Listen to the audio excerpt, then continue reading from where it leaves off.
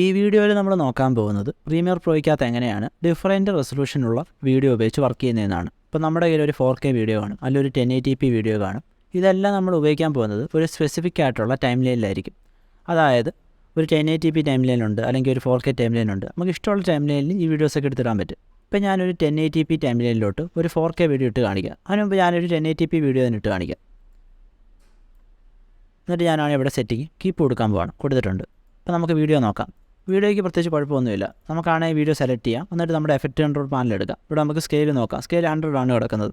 ഞാൻ സ്കെയിൽ കുറച്ച് നോക്കാം. അപ്പോൾ കറക്റ്റ് ഫിറ്റായിട്ടാണ് കിടക്കുന്നത്. അതായത് 1080p വീഡിയോ ഒരു 1080p ടൈം ലൈനിൽ ഇടുന്ന സമയത്ത് കറക്റ്റ് ഫിറ്റായിരിക്കും. പ്രത്യേകിച്ച് അഡ്ജസ്റ്റ് ഒന്നും ചെയ്യേണ്ട ആവശ്യമില്ല. സ്കെയിലൊക്കെ കറക്റ്റായിരിക്കും. തൽക്കാലം അങ്ങ് ഡിലീറ്റ് ചെയ്തിട്ടുണ്ട്. ഇനി ഞാനൊരു 4K വീഡിയോ ഇടാൻ പോവാണ്. ഒരു 1080p ടൈം ലൈനിലോട്ട് ഒരു 4K വീഡിയോ ഇടാൻ പോവാണ്. ഇത് ലെഫ്റ്റ് ക്ലിക്ക് ചെയ്ത് ഡ്രാഗ് ചെയ്ത് ഇടാൻ പോവാണ്. എന്നിട്ട് ഞാനാണ് കീപ്പ് കൊടുക്കാൻ പോകുന്നത് സെറ്റിങ്. ഇപ്പോൾ എന്താണ് സംഭവിച്ചതെന്ന് നോക്കാം നമുക്ക്.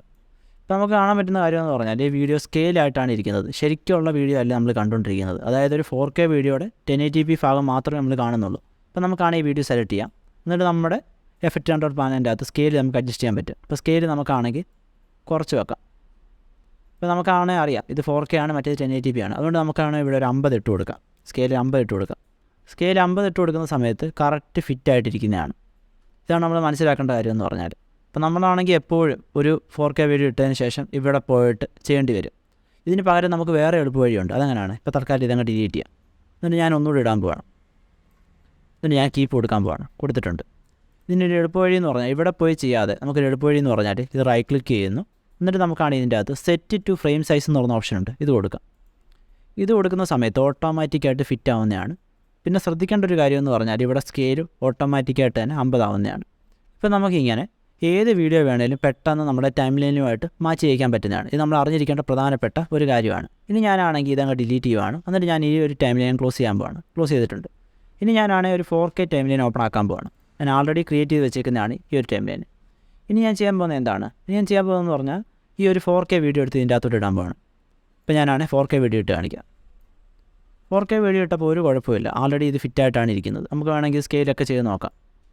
കറക്റ്റ് ഫിറ്റായിട്ടാണ് ഇതിരിക്കുന്നത്. ഓട്ടോമാറ്റിക്കായിട്ട് തന്നെ ഫിറ്റായിട്ടായിരിക്കും ഇരിക്കുന്നത്. അതായത് ഒരു 4K ടൈം ലൈനിൽ ഒരു 4K വീഡിയോ ഇടുന്ന സമയത്ത് ഓട്ടോമാറ്റിക്കായിട്ട് ഫിറ്റായിരിക്കും. പക്ഷേ പ്രശ്നം വരുന്നത് എപ്പോഴാണ്? പ്രശ്നം വരുന്നതെന്ന് പറഞ്ഞാൽ നമ്മളൊരു 1080p വീഡിയോ ഇടുന്ന സമയത്താണ്. ഞാൻ ഇത് ലെഫ്റ്റ് ക്ലിക്ക് ചെയ്ത് ഡ്രാഗ് ചെയ്തിടാൻ പോവാണ്. കീപ്പ് കൊടുത്തിട്ടുണ്ട് സെറ്റിങ്. ഇപ്പോൾ കൃത്യമായിട്ട് കാണാൻ പറ്റും ഇത് ഒരുപാട് ചെറുതായിട്ടാണ് ഇരിക്കുന്നത്. അപ്പോൾ നമുക്കിത് സ്കെയിൽ ചെയ്ത് വെക്കണം. എങ്ങനെയാണ് ചെയ്യുന്നത്? ഇത് സെലക്ട് ചെയ്യണം. എഫക്റ്റ് കൺട്രോൾ പാനലിൻ്റെ അകത്ത് നമുക്കാണ് സ്കെയിൽ ചെയ്യാൻ പറ്റും.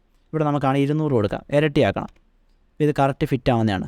നമ്മൾ മനസ്സിലാക്കേണ്ട കാര്യം പറഞ്ഞാൽ. അപ്പോൾ നമുക്കാണെങ്കിൽ ഈ വീഡിയോ കറക്റ്റ് ഫിറ്റ് ആക്കണമെങ്കിൽ ഇവിടെ സ്കെയിൽ 200 ആക്കണം, ഇരട്ടിയാക്കണം. ഇത് നമുക്ക് ഓട്ടോമാറ്റിക്ക് ചെയ്യാൻ പറ്റും. അതെങ്ങനെയാണ്? ഇത് ഡിലീറ്റ് ചെയ്യാം. ഒന്നുകൂടെ ഡ്രാഗ് ചെയ്തിടാം. കീപ്പ് കൊടുക്കുകയാണ്. ഇപ്പോൾ നമുക്കറിയാം ഇത് ഫിറ്റായിട്ടല്ലേ ഇരിക്കുന്നത്. ഇനി ഫിറ്റാക്കാൻ നമ്മൾ ചെയ്യേണ്ടതെന്ന് പറഞ്ഞാൽ ഈ വീഡിയോ സെലക്ട് ചെയ്യണം, റൈറ്റ് ക്ലിക്ക് ചെയ്യണം, സെറ്റ് ടു ഫ്രെയിം സൈസ് കൊടുക്കണം. ഇപ്പോൾ നമുക്ക് പെട്ടെന്ന് ഫിറ്റാക്കാൻ പറ്റുന്നതാണ്. ഇത് നമ്മൾ അറിഞ്ഞിരിക്കേണ്ട പ്രധാനപ്പെട്ട കാര്യമാണ്. ഇപ്പം നമ്മൾ ചെയ്ത കാര്യമൊക്കെ നമുക്ക് ഓട്ടോമാറ്റിക്കായിട്ട് ചെയ്യാൻ പറ്റും. അതെങ്ങനെയാണ് ചെയ്യുന്നത്? അതാണ് നമ്മൾ പ്രധാനമായിട്ടും നോക്കാൻ പോകുന്നത്. അതെങ്ങനെയാണെന്ന് നമുക്ക് നോക്കാം. ആദ്യം ഞാനാണെങ്കിൽ ഈ വീഡിയോ അങ്ങ് ഡിലീറ്റ് ചെയ്യാൻ പോവാണ്. ഡിലീറ്റ് ചെയ്തിട്ടുണ്ട്. ഇനി ഞാൻ ചെയ്യാൻ പോകുന്നതെന്ന് പറഞ്ഞാൽ എഡിറ്റ് എടുക്കുന്ന മുകളിൽ, എന്നിട്ട് ഞാൻ പ്രിഫറൻസ് എടുക്കുന്നു. ഇതിൻ്റെ അകത്ത് മീഡിയ എടുക്കാൻ പോവാണ്. മീഡിയ എടുത്തിട്ടുണ്ട്. ഇപ്പോൾ ഒരു പാനൽ ഓപ്പൺ ആയിട്ട് വരുന്നതാണ്. ഇതിൻ്റെ അകത്ത് നമുക്കാണെങ്കിൽ ഇവിടെ ഡിഫോൾട്ട് മീഡിയ സ്കെയിലിംഗ് എന്ന് പറഞ്ഞൊരു ഓപ്ഷൻ ഉണ്ട്. ഇത് നണ്ണാണ് കിടക്കുന്നത്. ഇത് ഞാനാണെങ്കിൽ സെറ്റ് ടു ഫ്രെയിം സൈസ് ആക്കാൻ പോവാണ്. ആക്കിയിട്ടുണ്ട്. ഇനി ഞാനാണെങ്കിൽ ഓക്കെ എടുക്കാൻ പോവാണ്. ഓക്കെ എടുത്തിട്ടുണ്ട്. ഇനി ഞാനാണെങ്കിൽ ഒരു 4K ടൈം ലൈനിൽ ഒരു 1080p വീഡിയോ ഇടാൻ പോവാണ്. വീഡിയോ ഓട്ടോമാറ്റിക്കായിട്ട് ഇതിൻ്റെ അകത്ത് ഫിറ്റ് ആയിട്ടുണ്ട്. അതെങ്ങനെയാണ് ആയത്? സെലക്ട് ചെയ്ത് നോക്കാം. എഫക്റ്റ് കൺട്രോൾ പാനലിൽ നോക്കുന്ന സമയത്ത് ഇതിൻ്റെ സ്കെയിൽ 200 ആയിട്ടുണ്ട്. അത് ഓട്ടോമാറ്റിക്കായിട്ട് തന്നെ ആയിട്ടുണ്ട്. അതിന് കാരണം എന്ന് പറഞ്ഞാൽ നമ്മളിവിടെ എഡിറ്റ് എടുത്തു, പ്രിഫറൻസ് എടുത്തു, മീഡിയയ്ക്കകത്ത് ഈ ഒരു ഓപ്ഷൻ എനേബിൾ ചെയ്തുകൊണ്ടാണ്. നമുക്ക് നോക്കാം. ഈ ഒരു option default media scaling set to frame size. ഇത് എനേബിൾ ചെയ്ത് കഴിഞ്ഞാൽ ഏത് ടൈം ലൈനിലാണെങ്കിലും നമ്മൾ വീഡിയോ ഇടുന്ന സമയത്ത് ഓട്ടോമാറ്റിക്കായിട്ട് അത് അഡ്ജസ്റ്റ് ആവുന്നതാണ്. അപ്പോൾ നമുക്കാണ് ഒരു 1080p ടൈം ലൈനിൻ്റെ അകത്തോട്ട് 4K വീഡിയോ ഇട്ട് നോക്കാം. കൃത്യമായിട്ട് കാണാൻ പറ്റും. ഓട്ടോമാറ്റിക്കായിട്ട് സ്കെയിൽ അഡ്ജസ്റ്റ് ആയിട്ടുണ്ട്. നമുക്കിത് സെലക്ട് ചെയ്ത് നോക്കാം.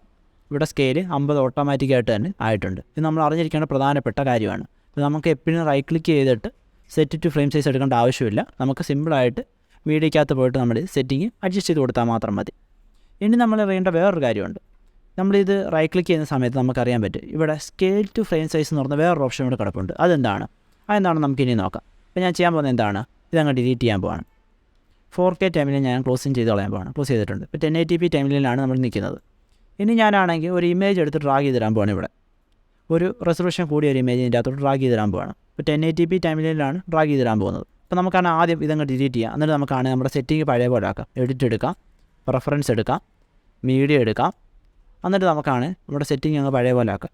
ഇവിടെ ഞാനാണ് ഈ ഒരു ഡിഫോൾട്ട് മീഡിയ സ്കെയിലിംഗ് നണ്ണാക്കാൻ പോവാണ്. എന്നിട്ട് ഞാനാണ് ഓക്കെ എടുക്കാൻ പോവാണ്. ഇനി ഞാനാണെങ്കിൽ ഈ ഇമേജ് ഡ്രാഗ് ചെയ്ത് 1080p ടൈം ലൈനിലോട്ട് ഇടാൻ പോവാണ്. ഇട്ടിട്ടുണ്ട്. ഇപ്പം നമുക്ക് കാണാൻ പറ്റും ഈ വീഡിയോ സ്കെയിലായിട്ടാണ് ഇരിക്കുന്നത്. എന്താണ്, ഇപ്പോൾ നമുക്കാണെങ്കിൽ സെലക്ട് ചെയ്യാം. എന്നിട്ട് നമുക്കാണ് ഈ സ്കെയിൽ ഒന്ന് അഡ്ജസ്റ്റ് ചെയ്യാം. അഡ്ജസ്റ്റ് ചെയ്തിട്ടുണ്ട്. എന്നിട്ട് നമുക്ക് ഫിറ്റ് ആക്കാൻ പറ്റും. അല്ലെങ്കിൽ നമുക്ക് ചെയ്യാൻ പറ്റുന്നത് ഇത് റൈറ്റ് ക്ലിക്ക് ചെയ്തിട്ട് സെറ്റ് ടു ഫ്രെയിം സൈസ് കൊടുക്കാം. ഇപ്പോൾ ഓട്ടോമാറ്റിക്കായിട്ട് ഇതിൻ്റെ അകത്ത് ഫിറ്റ് ആവുന്നതാണ്. ഇവിടെ സ്കെയിൽ ഓട്ടോമാറ്റിക്കായിട്ട് അഡ്ജസ്റ്റ് ആയിട്ടുണ്ട്. കൃത്യമായിട്ട് കാണാൻ പറ്റും. 50 ആയിട്ടുണ്ട്. ഇപ്പോൾ ഇവിടെ ഫിറ്റ് ആയിട്ട് ഇരിപ്പുണ്ട്. അപ്പോൾ ഇതിന് പകരമായിട്ട് നമുക്ക് ചെയ്യാൻ പറ്റുന്ന വേറൊരു കാര്യമുണ്ട്. ഇത് തൽക്കാലം ഡിലീറ്റ് ചെയ്യാം. ഇമേജ് ഡ്രാഗ് ചെയ്തിടാം. ഇട്ടിട്ടുണ്ട്. ഇനി ഞാനാണെങ്കിൽ ഇത് റൈറ്റ് ക്ലിക്ക് ചെയ്തിട്ട് സ്കെയിൽ ടു ഫ്രെയിം സൈസ് കൊടുക്കാൻ പോവാണ്. സ്കെയിൽ ടു ഫ്രെയിം സൈസ് ഈ ഓപ്ഷൻ കൊടുക്കുമ്പോൾ എന്താണ് സംഭവിക്കുന്നത്, കൊടുത്തിട്ടുണ്ട്. ഇപ്പോഴും ഇത് കറക്റ്റായിട്ട് ഇവിടെ ഫിറ്റ് ആയിട്ടുണ്ട്. പക്ഷേ ശ്രദ്ധിക്കേണ്ട ഒരു കാര്യമെന്ന് പറഞ്ഞാൽ ഇവിടെ സ്കെയിലിന് പ്രത്യേകിച്ച് മാറ്റമൊന്നും വന്നിട്ടില്ല.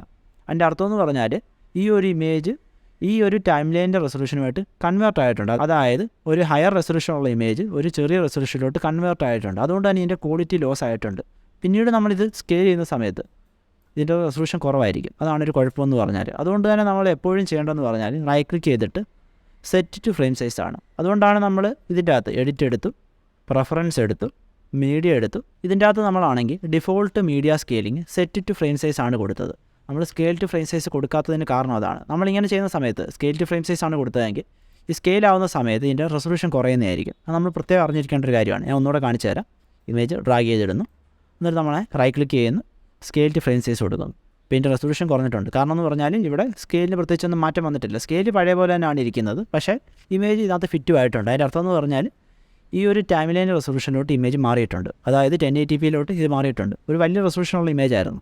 ഇത് നമ്മൾ പ്രത്യേകം ശ്രദ്ധിക്കേണ്ട ഒരു കാര്യമാണ്. നമ്മളൊരു ടൈം ലൈനിൽ ഇമേജ് ഇടുന്ന സമയത്ത് ഒരിക്കലും നമ്മൾ സ്കെയിൽ ടു ഫ്രെയിം സൈസ് കൊടുക്കരുത്, സെറ്റ് ടു ഫ്രെയിം സൈസ് കൊടുക്കണം. അതിന് കാരണം എന്ന് പറഞ്ഞാൽ റെസൊല്യൂഷൻ കുറവായിരിക്കും. റെസൊല്യൂഷൻ കുറഞ്ഞു കഴിഞ്ഞാൽ പിന്നീട് നമ്മൾ സ്കെയിലൊക്കെ ചെയ്യുന്ന സമയത്ത് റെസൊല്യൂഷൻ തീരെ കാണത്തില്ല. നമ്മൾ പ്രത്യേകം ശ്രദ്ധിക്കേണ്ട ഒരു കാര്യമാണ്.